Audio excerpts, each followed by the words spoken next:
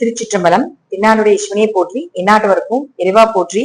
Next gen astro channel நேயர்கள் அனைவருக்கும் அன்பான வணக்கங்கள். இன்னைக்கு நாம மே மாத பலன்களை பத்தி பார்க்க போறோம். அதற்கு முன்னாடி இந்த மாதம் என்னென்ன கிரகங்கள் மாறுறாங்க அப்படிங்கிறத நம்ம முழுமையா பார்க்கலாம். ஃபர்ஸ்ட் சூரியன், அவர் 15ஆம் தேதி வரை உச்சத்துல இருக்கிறார். இந்த மாதம் 15ஆம் தேதிக்கு மேல ரிஷப வீட்டுக்கு போகிறார். அடுத்து புதனை பொறுத்த வரைக்கும் பாத்தீங்கன்னா 14ஆம் தேதிக்கு மேல மேஷத்துல இருந்து ரிஷபத்துக்கு போகிறார். அடுத்தது சுக்கிரன் ஆட்சி பலம் பெற்று தன்னுடைய சொந்த வீட்டுல இருந்துட்டு இருந்தாரு. இப்போ சுக்கிர பகவானும் 14ஆம் தேதி தன்னுடைய வீட்டில் இருந்து மிதுனம் வீட்டுக்கு போகிறார். இதுல ஒரு பிளஸ் என்னன்னு கேட்டீங்கன்னா, சுக்கிரன் மிதுனத்துக்கு வரும் பொழுது புதன் ரிஷபத்துக்கு வந்துடும். அப்போ சுக்கிரனும் புதனும் பரிவர்த்தனை ஆகுறாங்க, வீடு மாறி இருக்கிறாங்கன்னு அர்த்தம். சுப கிரகங்கள் பரிவர்த்தனை ஆவது மிகப்பெரிய யோகம்.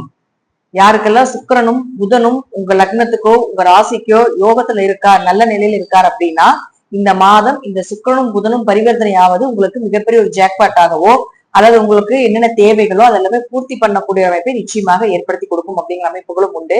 ராகுகேதுகளை பொறுத்த வரைக்கும் அதே இடத்துலதான் இருக்கார். அதே போல செவ்வாய் பார்த்துட்டீங்கன்னா சனியோட சேர்ந்து ஒரு போராட்டத்தை கொடுத்துட்டு இருந்தார் இத்தனை காலமா. இப்போ மே மாசம் 11ஆம் தேதி செவ்வாய் பகவான் தன்னுடைய வீட்டுக்கு ஆட்சி பலம் பெறுகிறார், தன்னுடைய சொந்த வீட்டுக்கே வரப்போகிறார். இப்போ ஒவ்வொரு ராசிக்கும் எப்படி இருக்கும், முழுமையாக இந்த கிரகங்களுடைய மாற்றங்கள் என்னென்ன செய்ய போகுது அப்படிங்கிறத நாம இந்த வீடியோல முழுமையா தெரிந்து கொள்ளலாம்.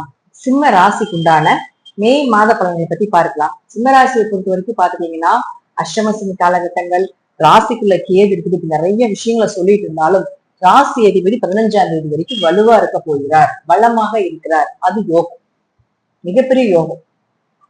எப்பவுமே ஒரு ஜாதகத்துல ராசி அதிபதியோ லக்னாதிபதியோ பலம் பொருந்தி விட்டால் எவ்வளவு பிரச்சனைகள் வந்தாலும், பிரச்சனைகள் வரும், வராமலாம் இருக்காது, வரும். ஆனா அதை சமாளிக்கக்கூடிய தன்மைகளும் அல்லது வேற ஏதாவது ஒரு ஆல்ட்ரேஷனா ஒரு நல்ல விஷயங்கள் நடக்கிறதோ, அதுக்கு ஈக்குவலா யாரோ ஒரு சப்போர்ட் பண்றதோ, ஒரு உதவிகளோ ஏதோ ஒண்ணு கிடைச்சிடும்.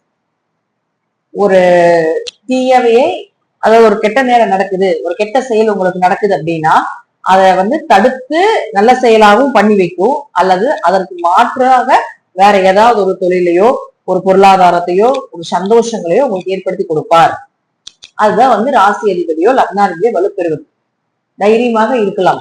அடுத்தது 10ஆம் வீட்டுக்கு வந்துருவார். 15ஆம் தேதிக்கு மேல தொழில் ஸ்தானத்துக்கு வராரு. இப்ப 15ஆம் தேதிக்கு மேல தொழில் வளரப்போகுது. அஷ்டமசனி காலகட்டங்கள்ல தொழிலே இல்ல, வேலை போயிருச்சு, சொந்தமா தொழில் பண்ணிட்டு இருந்தா அதெல்லாம் டல் ஆயிருச்சு, எல்லாத்தையும் வித்துட்டேன் அப்படின்னா நிறைய சொல்லிட்டு இருக்காங்க. சோ பயப்பட வேண்டிய அவசியங்கள் கிடையாது. தொழில் மீண்டும் தொடங்கலாம். தொழில் ஸ்தானத்துக்கு சூரியன் வரக்கூடிய காலகட்டங்கள்ல மீண்டும் உங்களுடைய தொழில் அப்படின்னு சொல்லக்கூடியது புத்துணர்வு பெறப்போகுது. மீண்டும் நீங்க எழுந்து ஓட போறீங்க. உங்களுடைய செயல் நினைப்பு சக்சஸ் ஆக போகுது. நீங்க என்ன நினைக்கிறோம் அதெல்லாம் நடக்கிறதுக்கான வாய்ப்புகள் இந்த மாசம் கடகத்துக்கு நிச்சயமாக உண்டு.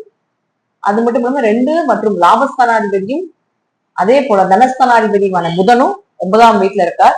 14ஆம் தேதி மேல அவரு 10ஆம் வீட்டுக்கு வந்துருவார். இப்ப ராசி அதிபதியோட இங்கேயும் இருக்கிறாரு. அடுத்தது வர்றப்போ ராசி அதிபதியோட ஜாயிண்ட் ஆகி 9, 10 தொழில் ஸ்தானத்துக்கு வரப்போறார். இந்த மாசம் 2 பேருமே தொழில், வருமானம், லாபம், பொருளாதார வளர்ச்சியில கொடுக்க போகிறார். எப்படியும் லாபம் எடுத்துக்கீங்க.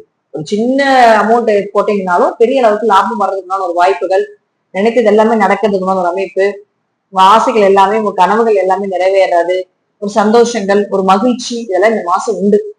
தைரியமாக இருக்கலாம். சிம்மம் அஷ்டமசனி ஒரு பக்கம் அடிச்சுட்டு இருந்தாலும் இந்த பக்கம் ஒரு பக்கம் உங்களுக்கு சந்தோஷங்களும் மகிழ்ச்சிகளும் கண்டிப்பாக இந்த கிரகங்கள் கொடுப்பாங்க அப்படிங்கிறது மாற்று கருத்து இல்லை. அடுத்தது 3, 10 குடையவரான சுக்கிரன் தன்னுடைய சொந்த வீட்டுல இருக்கார் 14ஆம் தேதி வரைக்கும். 10 குடை 10ல இருந்தா தொழில் வளர்ச்சி தான். அதுக்கப்புறம் பாத்துட்டீங்கன்னா அவர் 11ஆம் தேதி, அதாவது 11ஆம் வீட்டுக்கு போயிடறாரு 14ஆம் தேதிக்கு மேல. அப்ப லாபங்கள், நாள் தொழில் பண்ணிட்டு வந்த லாபம் வரணும் இல்லையா? அப்ப 14ஆம் தேதிக்கு மேல கண்டிப்பா லாபம் வரும். நீங்க போட்ட முதலீடுக்கோ போட்ட உழைப்புக்கு உண்டான ஒரு ஊதியம் நிச்சயமாக உண்டு. என்ன இன்வெஸ்ட்மெண்ட் பண்றீங்களோ அல்லது மேக்சிமம் அஸ்ட்ராலஜில இன்வெஸ்ட்மெண்ட் பண்ணக்கூடாது. ஜாதகம் பலமாக இருந்து சொந்த தொழில் பண்ணக்கூடிய ஜாதகம் இப்படிகள் நிறைய விதிவிலக்குகள் இருக்கு. அப்படின்னு தொழில் பண்ணிட்டு இருக்கிறீங்க அப்படின்னா சொந்த தொழில இப்ப இன்வெஸ்ட்மெண்ட் பண்றது, இன்வெஸ்ட்மெண்ட் பண்ண பணத்துக்கு நல்ல ஒரு லாபங்கள் கிடைக்கிறது, இதெல்லாமே சூப்பரா இருக்க போது இந்த மாதம் ஜெயிக்கக்கூடிய ஒரு காலகட்டங்கள் சிம்மத்துக்கு வந்தாச்சு. அடுத்தது பாருங்க, இந்த சுக்கிரனும் புதனும் பரிவர்த்தனை ஆயிடுவாங்க. புதன் சுக்கிரன் பரிவர்த்தனை ஆகிறது தொழில் வளர்ச்சி, லாபங்கள் லாபங்கள் அதிகமாகிறதுக்குண்டான ஒரு வாய்ப்புகள், செய்கின்ற செயல்ல எல்லாமே ஒரு சந்தோஷங்கள், உங்க மனசுக்கு பிடித்த செயல் செய்வீங்க.